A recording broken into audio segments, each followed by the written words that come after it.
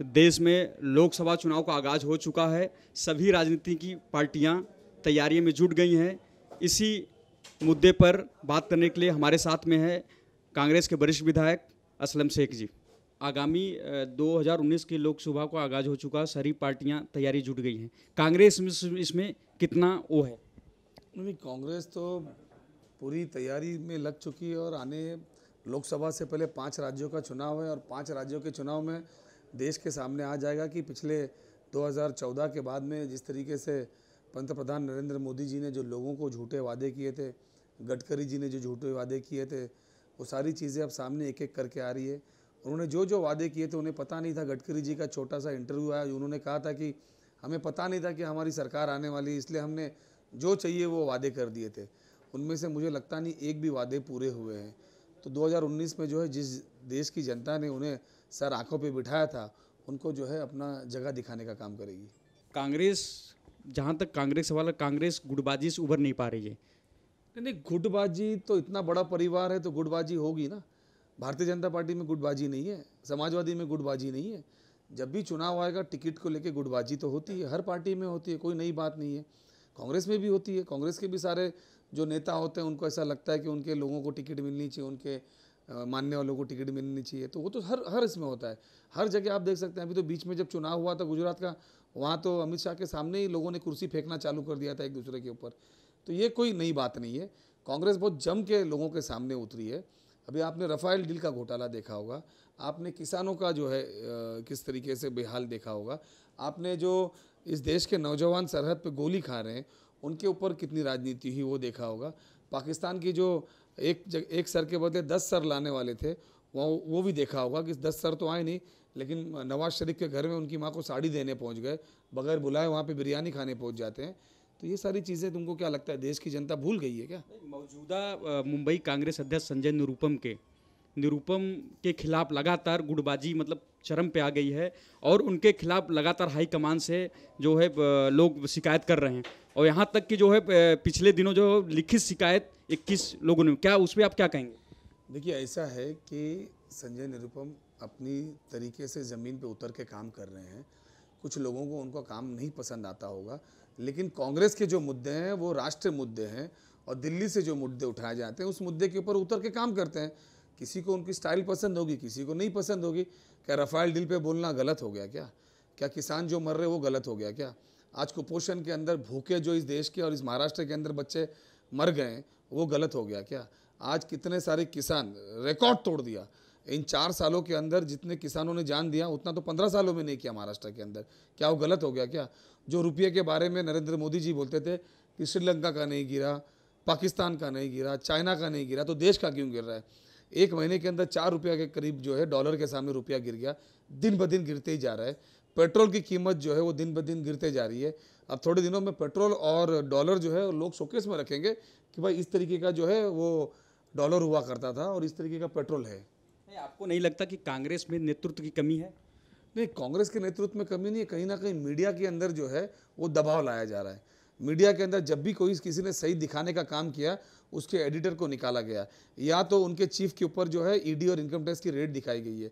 यानी कोई आदमी सही तरीके से बोलने पे आता है तो उसको इस तरीके से सरकार जो है वो दबाने का काम करती है। कहीं ना कहीं मीडिया के ऊपर भी जो है वो अंकुश लगा हुआ है। ये अंकुश अगर इसी तरीके से रहा तो मुझे लगता नहीं देश में डेमोक्रेसी बच पाएगी। आगामी चुनाव को लेकर के कांग्रेस कितनी तैयारियां की हैं और आगे किससे नैया उसकी पार हो पाएगी, क्या बताएंगे?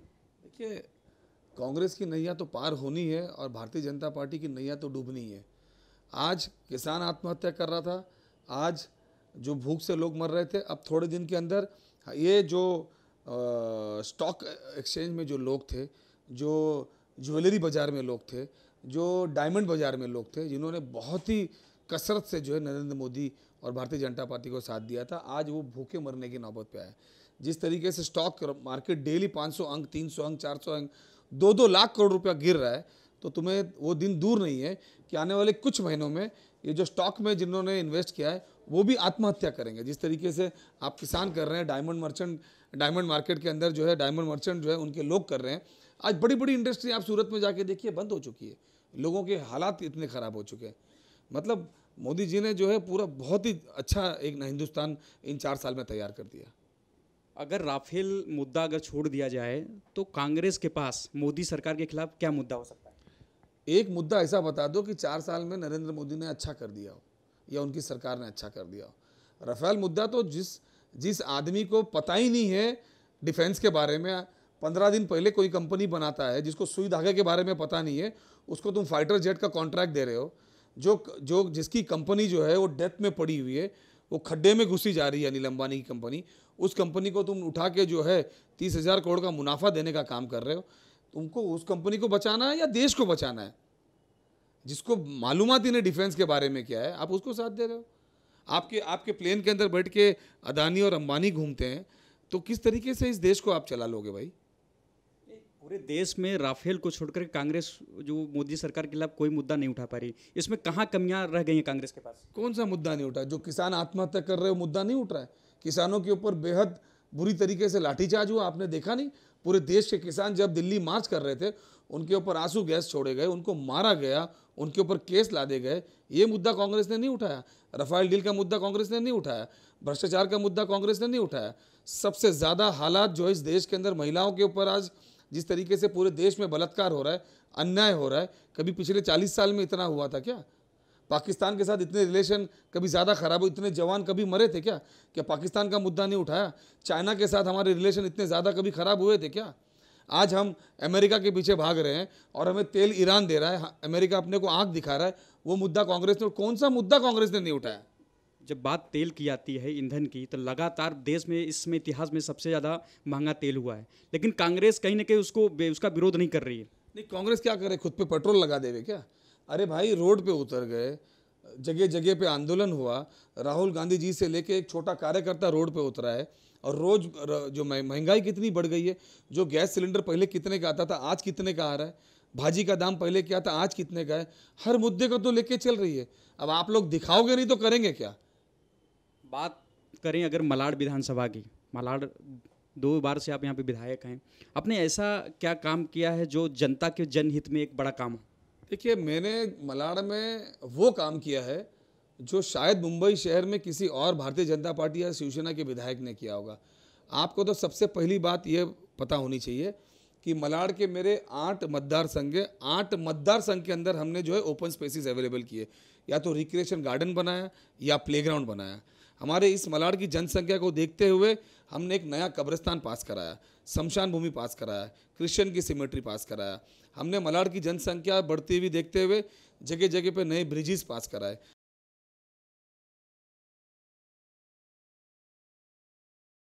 वो जो टूरिस्ट स्पॉट हमारा जितना है, आज मुंबई की शान जो है टूरिज्म, जो पूरा खड्डे में गया है। पिछले 25 साल से महानगर पालिका में बीजेपी शिवसेना बैठी है, कुछ नहीं हो रहा। हमारे जितने बीचेज हैं, हमारे जितना समुद्री तट था जो अंधेरे में रहता था, जहाँ गलत काम होते थे, आज रंग बिरंगी वहाँ पे लाइटें हमने लगाई हैं। यानी कौन सा ऐसा फील्ड है जो हमने नहीं किया हुआ है। नरेंद्र मोदी जी आज स्वच्छ भारत का ये लेके आए हैं। हमने हमारी कॉन्स्टिट्यूंसी में हर 1.5 किलोमीटर के ऊपर एक जो है पे एंड यूज़ का शौचालय बना दिया है, और साथ ही साथ उसके अंदर जो है सैनिटरी पैड्स की फ्री वेंडिंग मशीन लगा दी, ताकि हमारी बहनें, हमारी माएँ अगर जाती हैं कहीं पे, उनको पैड के लिए कहीं पैसा नहीं देना पड़ेगा, जाके वो वेंडिंग मशीन से निकाल सकती हैं। आज लोगों की सबसे ज़्यादा ज़रूरत है स्वास्थ्य और शिक्षा। स्वास्थ्य और शिक्षा को लेकर के कांग्रेस के वरिष्ठ विधायक आप पर हैं, आपने क्या किया है ऐसा? देखिए, अभी 4 दिन पहले ही हमने जो केईएम का हेल्थ पोस्ट हुआ करता था, उसको 5 मंजिला बिल्डिंग बनाने का हमने पास कराया, और उसका परसों ही भूमि पूजन हुआ है। 5 माले की वहाँ पे मंजिल बनने वाली है। जो महानगर पालिका की स्कूलें एकदम ख़राब हो चुकी थी, बर्बाद हो गई थी, एक एक स्कूल के अंदर 4-4 हज़ार जो बच्चे हुए करते थे, आज आप जाके देखिए कि किसी तरह कॉन्वेंट की जो स्कूल है उस लेवल की हमने स्कूल यहाँ पे एक बिल्डिंग बन के तैयार हो गई है, और दूसरी बिल्डिंग का जो है आते कुछ महीनों के अंदर हम उद्घाटन करने वाले। यानी महानगर पालिका को लेके, राज्य सरकार से लेके, कोई क्षेत्र ऐसा आप मुझे बता दो जिसमें काम नहीं हुआ हो, या काम नहीं चल रहा हो, या काम नहीं होने वाला हो। ऐसा नहीं लग रहा है आपको कि सामने चुनाव है और इस तरीके का भूमि पूजन करना एक राजनीतिकरण होगा? नहीं, मतलब भूमि किसका चुनाव है? हमारे चुनाव को तो एक साल नहीं, बाद किया। कांग्रेस पार्टी लोकसभा का चुनाव तो है, एक उत्तर मुंबई क्षेत्र आता है लोकसभा का, तो चुनाव को देखते हुए ऐसा नहीं लगे भूमि पूजन हो रहे हैं? नहीं, चुनाव को देखते हुए कि अभी जो हॉस्पिटल खराब हुआ था 2014 में, इसको महानगर पालिका ने पास किया था, किसी वजह से वो उसको बना नहीं पाई थी, हमने फिर उसको पास कराया। हमारी स्कूल तो बन के तैयार हो गई, उसको तो बच्चे यूज़ कर रहे हैं। और एक हॉस्पिटल जो एकदम अध्वस्त हो गया था, ख़राब हो गया था, उसको हम बनाने का काम चालू कर रहे हैं। सीफेस के ऊपर पूरी लाइटें लग चुकी है, पानी का पूरा कनेक्शन हो चुका है। हमारा जो ब्रिज था वो ब्रिजेस के काम हो गए। नया ब्रिज, अभी नया इन्वायरमेंट आएगा तो एक मालूनी से लेके लिंकिंग रोड तक का नया मोटर व्हीकल ब्रिज बनने वाला है। तो चुनाव को देखते हुए काम और घोषणा ये सिर्फ भारतीय जनता पार्टी करती है। हमारा चुनाव से पहले जो जो वादे हमने किए थे, हमारा मैनिफेस्टो मलाड का उठा के देख लो, जितना भी उसमें काम किया था 100% हमने उसमें जो है काम हमारे चुनाव से पहले कंप्लीट कर देंगे। अभी एक सर्वे आया है जिसमें भारतीय जनता पार्टी, ऐसा सुनने मारे भारतीय जनता पार्टी ने वो सर्वे कराया था, और उसमें ऐसा आया है कि 40% विधायक से जनता नाराज है। उस पर आप क्या कहेंगे? अगर आप सही तरीके से जनता को इसी तरह माइक ले लेके पूछोगे ना, तो 80% लोग हार जाएंगे, इनके 80% लोग हार जाएंगे। अभी तो सर्वे में आप जो आया 40%, क्योंकि 40% बोले तो बाकी के 40% में तो उनकी शिवसेना है, उनमें से 40% पकड़ लो, इनमें से 40% पकड़ लो, तो उनके पास बचा ही 25% लोग जीतेंगे। यानी आज इन लोगों ने जिस तरीके से महाराष्ट्र को बर्बाद कर दिया है, आप देखिए किसानों की हालत।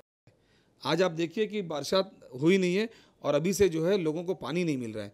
पूरे ग्रामीण एरिया के अंदर हाय हाय मची हुई है। आज आप वहाँ आप ग्रामीण एरिया में जा के लोगों से पूछिए कि क्या उनकी हालात है, आपको सब सामने पता चल जाएगा। सिर्फ पैसे के जोर पे, सिर्फ ताकत के जोर पे, कि सिर्फ जो है पुलिस का बल और एडमिनिस्ट्रेटिव बल लगा के लोगों को डरा के ये चुनाव जीतने का काम कर रही है। पिछले 4 सालों के अंदर जहाँ जहाँ भी ये हारे हैं, पैसे के बल पे उन्होंने सरकार बनाई। चाहे गोवा में बुरी तरीके से हारे, वहाँ पे उन्होंने बनाई। जिधर भी आप देख लो, इन्होंने सिर्फ पैसे के बल और ताकत के बल से अपने पैसे बनाई है। बीच में एक गंभीर मुद्दा आया था, जो 1940 से मलाड स्टेशन के पास एक मंदिर है और बीएमसी ने उसको तोड़ने का आदेश दिया था, और आपने उसे रुकवाया तोड़ने के लिए। कमिश्नर को लेटर लिख करके आपने बोला कि उसको तोड़ना नहीं चाहिए। इसमें ऐसा नहीं लगता आपको धर्म की राजनीति हो रही है? नहीं, ऐसा है कि एज ए कांग्रेस पार्टी का नेता, एज ए मैं हिंदुस्तानी, मेरा ये काम है कि चाहे मंदिर हो, चाहे मस्जिद हो, चाहे गुरुद्वारा हो, और उसको प्रोटेक्ट करना। एक हाई कोर्ट का ऑर्डर देके किसी व्यापारियों की दुकान के आगे से मंदिर को हटा देना, ये कहाँ तक जायज़ है? भारतीय जनता पार्टी की सरकार है, भारतीय जनता पार्टी के रहते हुए, नेता के रहते हुए मंदिर का पोर्शन तोड़ा गया। जब मंदिर वाले हमारे पास आए, उन्होंने हमें बताया कि हमारा 1940 से पहले का डॉक्यूमेंट है, उनके पास पुलिस के परमिशन है। यानी हमारा डीसी रूल आने से पहले जो मंदिर अस्तित्व में है, उसको आप कहीं पे शिफ्ट भी नहीं कर रहे हो, और इसी तरीके से किसी दुकान वाले को अब्लाइज करने के लिए उसको उड़ा रहे हो। ऐसा थोड़ी चलेगा। हमने कमिश्नर के पास वो बातें रखी, उसके बाद पूरी सरकार को इंटरेस्ट आया उसके अंदर, वरना तोड़ने का आदेश हो गया था, तोड़ भी गया था आधा। आप जाके उन मंदिर वालों से पूछिए। एज ए सच्चा मुसलमान, एज ए सच्चा हिंदुस्तानी, एज ए सच्चा कांग्रेसी, ये मेरा काम है हर धर्म की हिफाजत करना, और मैं करता हूँ और करता रहूँगा। ऐसा नहीं लगता कि मंदिर को लेकर के भारतीय जनता पार्टी राजनीति कर रही थी और उसको तूल देना चाहती थे चुनाव को देखते हुए? नहीं, मंदिर के नाम पे राजनीति नहीं करते तो 2 सीट से 20 भी नहीं हो पाते। राम मंदिर के नाम पे देश के अंदर लोगों को विभाजन करने का काम किया, और सरकार आने के बाद भी ना मंदिर बना पाए वो लोग, ना मंदिर बनाएंगे। वो चाहते हैं कि ये मुद्दा ज़िंदगी भर पेंडिंग रहे, और इसी के नाम पे लोगों को गुमराह करके, इसी के नाम पे लोगों से वोट मांगे, नफरत फैलाए और अपनी रोटी सेकते रहे। जब आप राम मंदिर का मुद्दा उठाते हैं, इसमें देश में सबसे चरम पे मुद्दा चल रहा है, वो बीजेपी वाले उठा रहे हैं, शिवसेना वाले उठा रहे हैं। शिवसेना ने यहाँ तक कह दिया कि बीजेपी ने राम मंदिर नहीं बनाएंगी। नहीं, उनको 4.5 साल लग गए क्या यहाँ से ईंट जमा करने में? अब चुनाव आ रहा है तो राम मंदिर बनाने जा रहे हैं वहाँ पे। अब तक तो वो बीजेपी के साथ बैठ के खाना खा रहे थे, आज उनको जम नहीं रहा क्या? और इस देश जो है वो भावनाओं पे नहीं चलता है, देश नियमों में चलता है, देश कानून पे चलता है, देश संविधान पे चलता है। ये मसला कोर्ट के अंदर पेंडिंग है। जो भी कोर्ट का निर्णय आता है वो सारे समाज को मानना चाहिए, चाहे हिंदू हो, चाहे मुसलमान हो, चाहे सिख हो।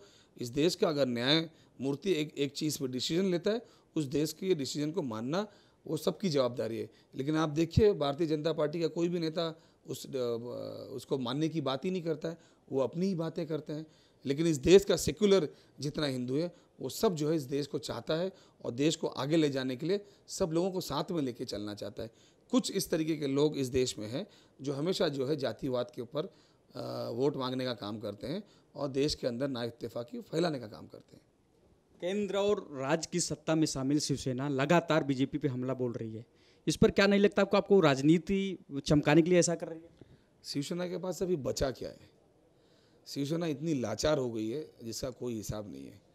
एक तो उनके पास वो जो कहावत है क्या ना कि वो छुछुंदरी जो होती है उसको अगर सांप पकड़ लेता है तो बड़े तकलीफ में आ जाता है, अगर उसको वो निगल लेगा तो वो मर जाएगा और छोड़ देगा तो अंधा हो जाएगा। तो इनकी हालत ये है, ना उनको छोड़ सकते हैं ना उनके साथ रह सकते हैं। छोड़ देंगे तो इनके खुद विधायक भाग जाएंगे और साथ में रहेंगे तो खुद ही मरे जा रहे हैं। तो उनकी कोई इज्जत तो रही नहीं, उनका कोई स्वाभिमान तो रहा नहीं। हाँ, इस जगह अगर बाला साहेब ठाकरे होते तो डेफिनेटली एक अपना स्टैंड लेते और अपनी अस्मिता अपनी इज्जत के लिए कभी कॉम्प्रोमाइज़ नहीं करते। तो आगामी चुनाव को लेकर के कांग्रेस पूरी तैयारी कर चुकी है। और कितनी सीटें, मुंबई में 6 लोकसभा हैं, 36 विधानसभा हैं, तो कांग्रेस आपको क्या लगता है कितनी सीटें जीत के आएगी? देखिए, कितनी सीटें जीत के आएंगी ये तो अभी बताना मुश्किल है, लेकिन इतनी बात तो तय है कि केंद्र सरकार और राज्य सरकार में जो ये बैठे हैं ये तो पक्के चले जाएंगे। आप आने वाले दिनों में देखना, इनके कई जगहों पे तो खाते भी नहीं खुलेंगे। इन्होंने जो बड़े बड़े सपने लोगों को दिखाए थे कि 15 लाख रुपया आ जाएगा, लोगों को नौकरियां मिल जाएंगी, तो पढ़े लिखे जो बच्चे जो पढ़ते हैं, कोई लॉ करता है, कोई सिविल इंजीनियर करता है, जो बड़े बड़े एजुकेशन करने के बाद में इन्होंने बहुत बढ़िया स्कीम लाई है देश के नौजवानों के लिए। इन्होंने बोला कि गटर के अंदर पाइप डालो और उसमें से गैस निकालो। इन्होंने और अच्छी स्कीम लाई कि आप जो है तेल लो दुकान से और पकौड़े बनाना चालू करो। खुद का बेटा 80 लाख से 80 करोड़ रुपया बना सकता है, लेकिन देश का कोई भी व्यापारी 80 लाख से 85 लाख नहीं बना पाया नोटबंदी के अंदर। लेकिन अमित शाह के सपुत्र ने जो है इतनी ज़बरदस्त तरीके से जो है कमाई करने का पाठ किया है। मुझे लगता है कि उन्होंने एक इंस्टीट्यूट खोलना चाहिए और देश के तमाम व्यापारियों को बुला के उसमें सिखाना चाहिए कि 80 लाख से 80 करोड़ रुपया आप नोटबंदी में कैसे कमा सकते हैं। ये हमारे साथ में थे कांग्रेस के वरिष्ठ विधायक असम शेख जी, जिन्होंने कहा कि विकास के दम पर हम चुनाव जीतेंगे और भारतीय जनता पार्टी भ्रष्टाचार में लिप्त हो चुकी है, जो आगामी चुनाव में जनता उन्हें मात देगी। कैमरामैन सदानंद शेट्टी के साथ जितेंद्र मिश्रा, इन 24 न्यूज़, मुंबई।